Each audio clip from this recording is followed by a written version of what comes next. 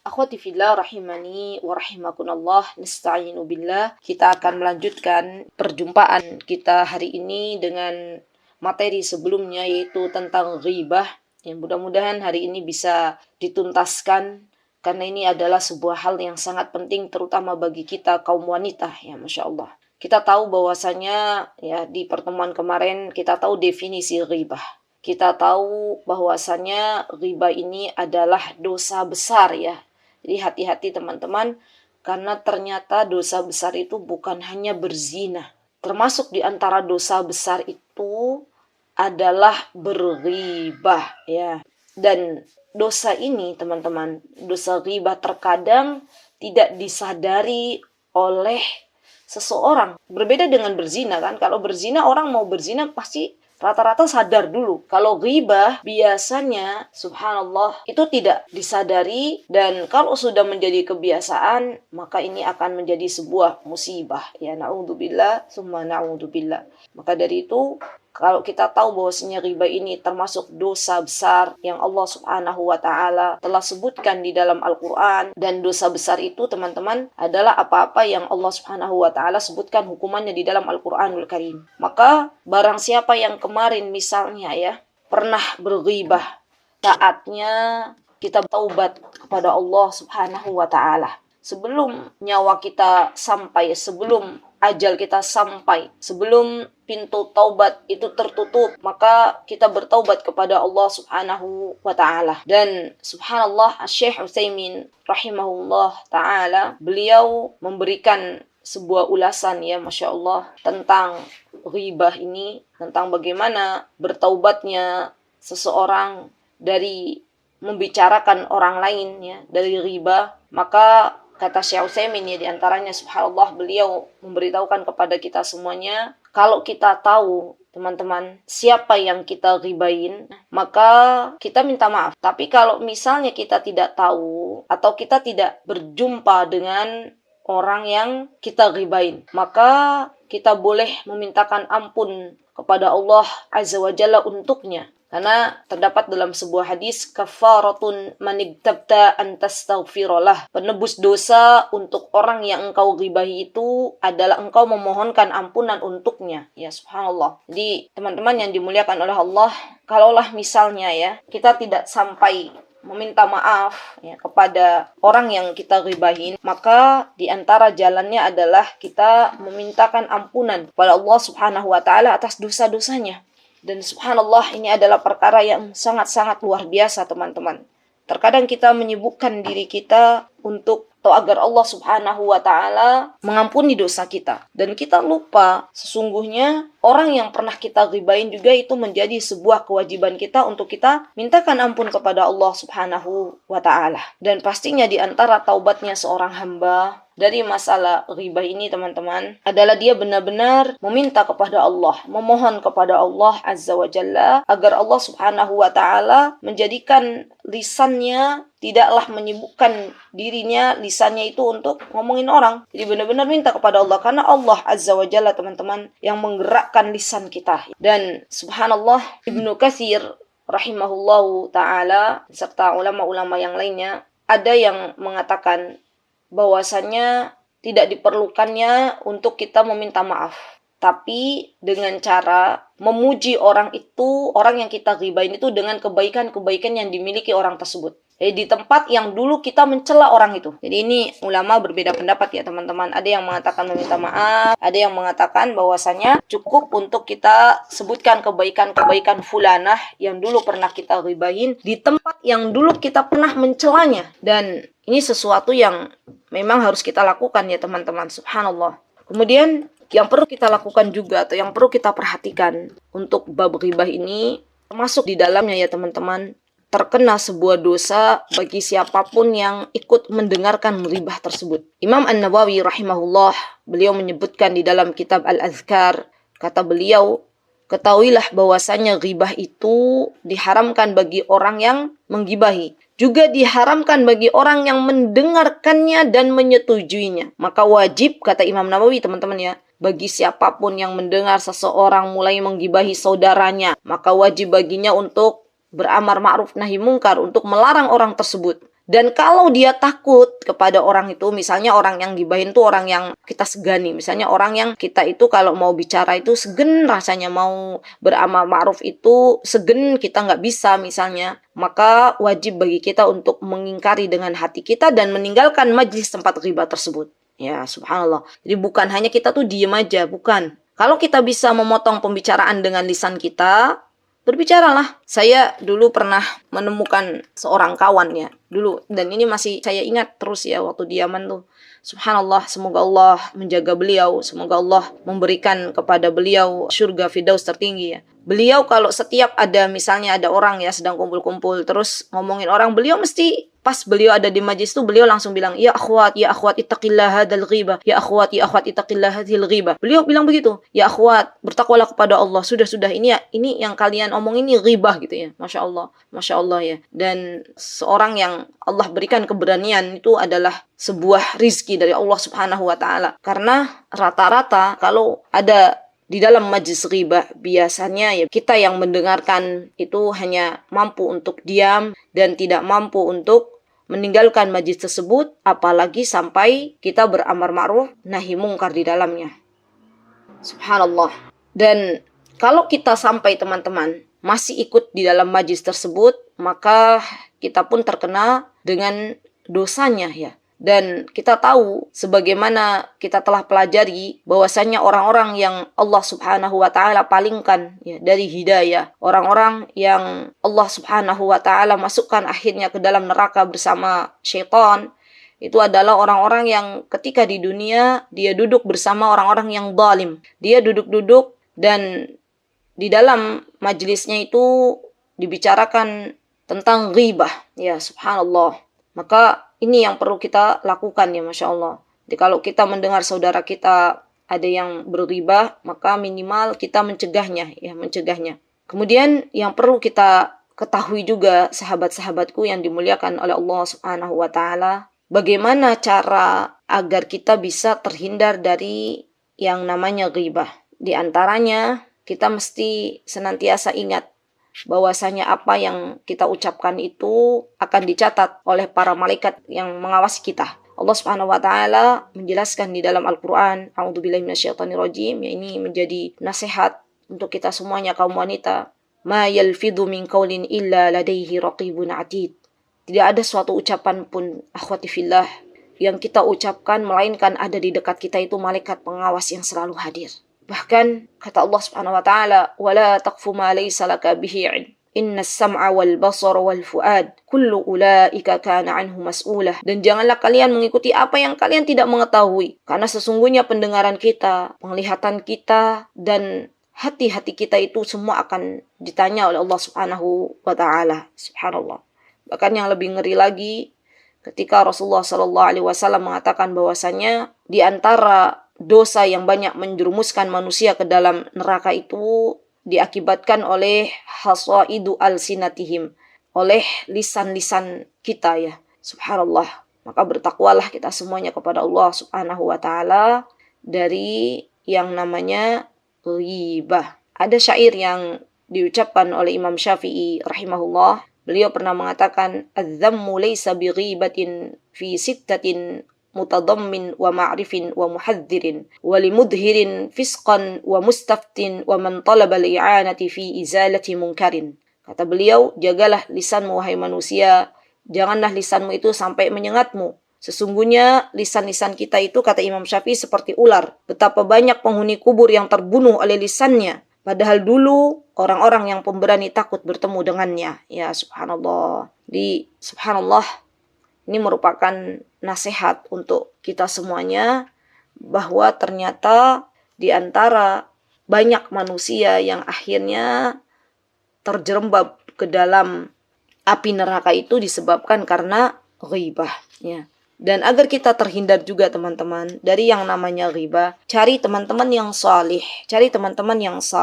karena biasanya orang berghibah itu kan mesti ada kawan yang diajak bicara. Kalau kawan kita itu tidak salih, kawan kita itu tidak baik, maka yang ada majlis-majlisnya itu diisi dengan gunjingan-gunjingan ya. Dan apabila kita ternyata misalnya ya ikut mendengarkan, maka kita terkena dosanya. Dan biasanya yang namanya teman itu saling menarik. Orang yang memiliki teman yang salih, yang senantiasa memberikan nasihat untuk bertakwa kepada Allah, untuk selalu dekat dengan Allah, maka ia pun akan memiliki banyak teman yang bertakwa kepada Allah.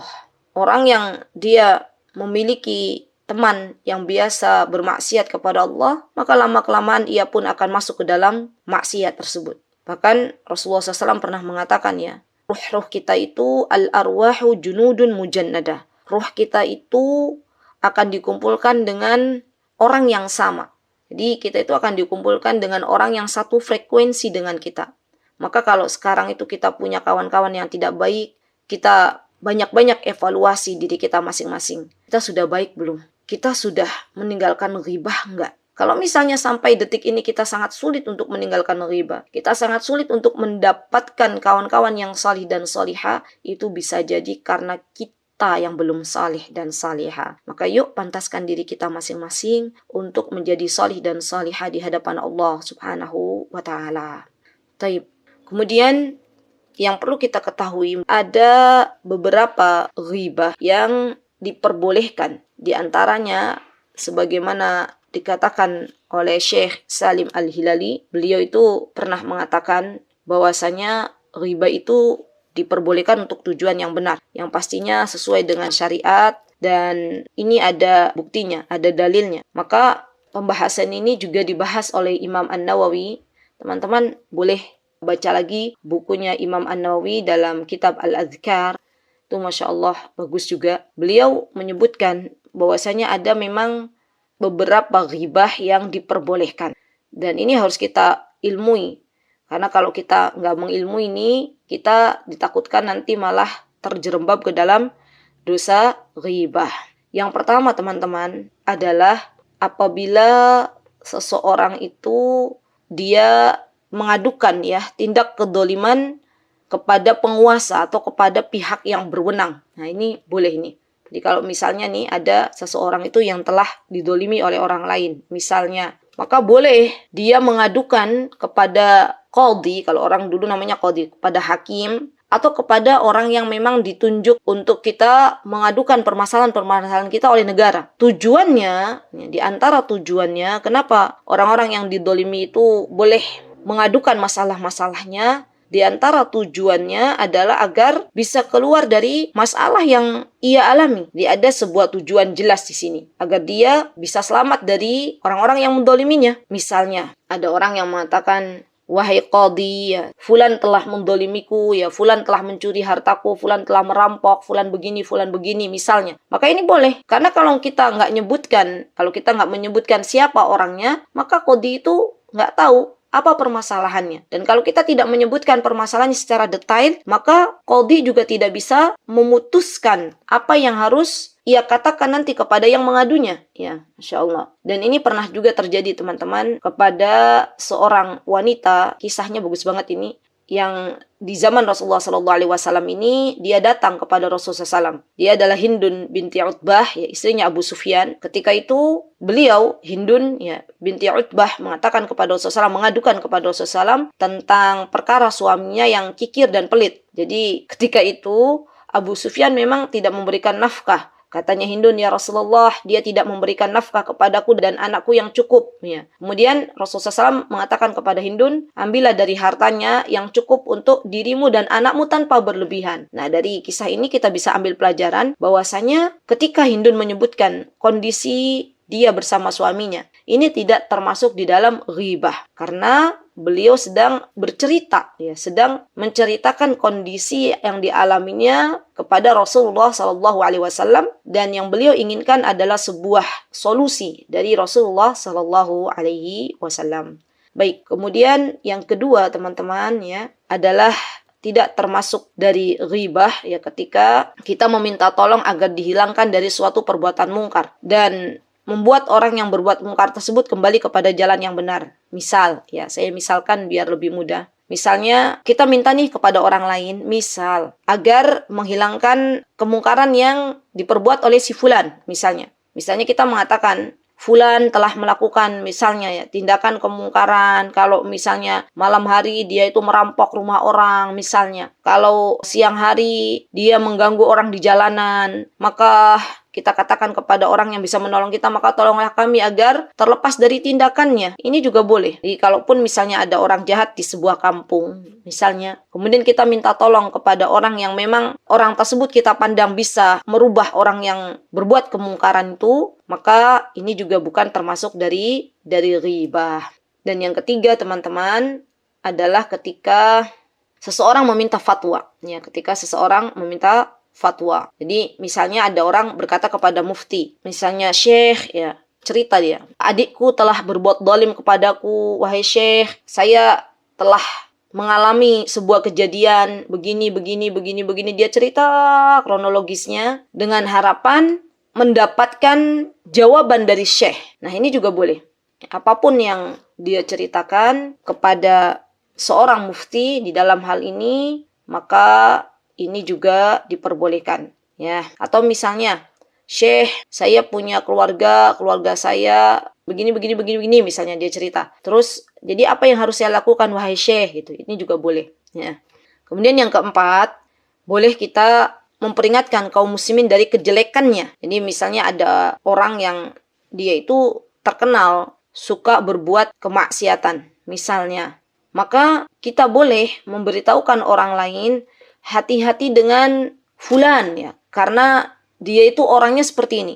Hati-hati dengan fulana, karena misalnya hati-hati ya dengan fulana, dia itu orangnya suka mengadu domba misalnya. Hati-hati dengan fulan, dia itu misalnya pendusta. Nah, itu boleh. Dan ini banyak dilakukan kalau dalam ilmu hadis, teman-teman, ada namanya jarh wa ta'dil ya. Jadi teman-teman nanti kalau belajar ilmu hadis tuh ada jarh wa ta'dil, nemu tuh jarh wa ta'dil. Ini saya sudah lama banget nggak mengucapkan kata-kata ini ya. Sudah berapa kira-kira ya 11 tahun yang lalu ya. Jadi jarh wa ta'dil ini subhanallah teman-teman, jadi para ahli hadis tuh ada celaan dan pujian terhadap seorang ahlul hadis. Misalnya dulu ada seseorang yang dia itu hafalannya lemah misalnya, atau seseorang yang dia itu berdusta ketika meriwayatkan hadis, dia tidak bersandar kepada Rasulullah SAW, maka para ulama lain boleh mewanti-wanti ya para ahli hadis yang lainnya agar tidak terjebak ke dalam fulan ya, jangan ambil riwayat dari fulan misalnya, karena dia terkenal suka berbohong. Jangan ambil ilmu dari atau jangan ambil hadis dari fulan karena memang dia lemah hafalannya misalnya. Nah, ini diperbolehkan ya. Dan subhanallah, saya pernah memegang tuh teman-teman kitab Jarh wa Ta'dil itu sampai 1 kitab tebal itu ya, Masya Allah. Semoga anak-anak kita, walaupun kita tidak saat ini belum Allah berikan kesempatan untuk belajar ilmu hadis ya, semoga kita masih ada harapan. Semoga Allah jadikan anak-anak kita kelak menjadi para ahlul hadis ya. Subhanallah, ahlul Quran dan ahlul hadis. Masya Allah ya. Amin, Allahumma amin. Baik, kemudian kita juga bukan termasuk dari ghibah, teman-teman yang dimuliakan oleh Allah Subhanahu wa taala, ketika ada seseorang yang dia menampakkan kefasikannya secara terang-terangan. Misalnya ada orang minum khamr, ada orang dia nggak malu-malu lagi, misalnya nih, di rumahnya itu digunakan untuk misalnya ada rumah orang lain, kemudian rumah tersebut teman-teman memang terkenal untuk prostitusi atau misalnya untuk sesuatu yang tidak baik lah misalnya ya. Nah, kita itu boleh kalau memang sudah nampak jelas ya kefasikannya, sudah nampak jelas dia melakukan sesuatu yang dilarang oleh agama, maka kita boleh mengatakan kepada orang lain jangan dekati rumah tersebut karena memang di sana itu ada banyak kejelekan, ada banyak kejahatan. Jangan dekati rumahnya fulan karena di sana itu biasa digunakan untuk hal-hal yang tidak diridhoi oleh Allah Subhanahu wa taala. Nah, kemudian di antara ghibah yang diperbolehkan nih teman-teman adalah ketika misalnya seseorang itu dia misalnya nih ya menyebutkan orang lain dengan sesuatu yang memang ada dalam dirinya. Ya, misalnya contoh dalam kehidupan, misal kita sedang pergi ke sebuah tempat. Terus kita tanya nih ke orang ya, kita nggak tahu rumahnya yang akan kita tuju, nggak tahu jelas di mananya misalnya. Terus yang mau kita tuju tuh mohon maaf sekali ya, orangnya itu Misalnya orangnya pincang misalnya. Atau yang akan kita tuju tuh matanya buta sebelah ya, tunanetra misalnya. Terus kita boleh ketika bertanya itu kita sebutkan, ibu, bapak mohon maaf saya mau tanya rumahnya, misalnya rumahnya fulan yang dia itu mohon maaf dia tunanetra yang dia kakinya pincang ya. Nah ini diperbolehkan teman-teman. Dan ini memang sudah terkenal, dia itu memang terkenal misalnya orang yang al-a'mas ya, orang yang lemah penglihatannya, atau misalnya al-a'raj, orangnya pincang misalnya. Dan tujuan kita bukan untuk menjelek-jelekan, tapi memang untuk mengenali identitas dirinya. Nah, itu diantara hal-hal yang diperbolehkan untuk seseorang berghibah dan bukan termasuk dari dosa. Tapi hati-hati ya teman-teman, ini memang benar-benar 6 perkara itu harus benar-benar kita ketahui dengan benar. Jangan sampai sesuatu yang ternyata itu bukan termasuk dari 6 perkara yang tadi saya sebutkan, kemudian kita masuk di dalam ghibah. Karena terkadang, subhanallah, yang namanya syaitanir rajim itu mengganggu anak Adam dari banyak jalur ya. Subhanallah. Dan terkadang ada misalnya seseorang ya, dia mengatakan kepada fulanah misalnya, dia mengatakan bahwasanya saya akan mengatakan kepada engkau wahai fulanah ya sesuatu yang begini misalnya, tapi nggak ada tujuan yang jelas, maka ini termasuk dari ghibah ya, termasuk dari ghibah. Hati-hati, jangan sampai kita terjebak ke dalam godaan syaitanir rajim. Dan kalau misalnya sampai akhirnya kita terjatuh ke dalam ghibah, maka bertakwalah kepada Allah Azza wa Jalla, dan ini pastinya sebuah hal yang butuh proses ya, dan hidayah Allah Azza wa Jalla akan Allah berikan kepada yang Allah kehendaki. Ya, subhanallah. Dan agar kita tidak terjebak ke dalam ghibah teman-teman, termasuk diantaranya tadi berdoa, minta kepada Allah, kemudian berteman dengan teman yang salih, dan ini sibukkan diri kita itu dengan hal-hal yang bermanfaat. Sibukkan misalnya di bulan Ramadan ini, sibukkan kita dengan tilawatil Quran ya, sibukkan kita dengan membaca Al-Quran. Kalau orang sudah sibuk dengan membaca Al-Quran, kalau ada orang sudah sibuk dengan berthalabul ilmi, maka dia terjauhkan dari yang namanya ghibah. Orang ghibah itu biasanya adalah orang yang kurang kerjaan, orang yang dia tidak ada atau bingung untuk memanfaatkan waktu yang Allah Subhanahu wa taala berikan. Sibukkan diri kita semuanya ke dalam hal-hal yang bermanfaat. Ihris ala ma yanfa'uk. Ya, ini nasihat dari Rasulullah SAW. Kita harus bersemangat pada hal-hal yang bermanfaat untuk kita, karena sejatinya kita di dunia hanya sebentar, dan lisan-lisan kita kelak akan menjadi saksi apa yang kita ucapkan. Wallahu taala alam bisawab. Itu yang bisa saya sampaikan. Semoga yang sedikit ini bisa kita amalkan di dalam kehidupan sehari-hari kita, dan mudah-mudahan kita semuanya dijauhkan sejauh-jauhnya dari yang namanya ghibah. Aqulu qouli hadza wa astaghfirullah li wa lakum wa akhiru da'wana alhamdulillahi rabbil alamin. Assalamualaikum warahmatullahi wabarakatuh.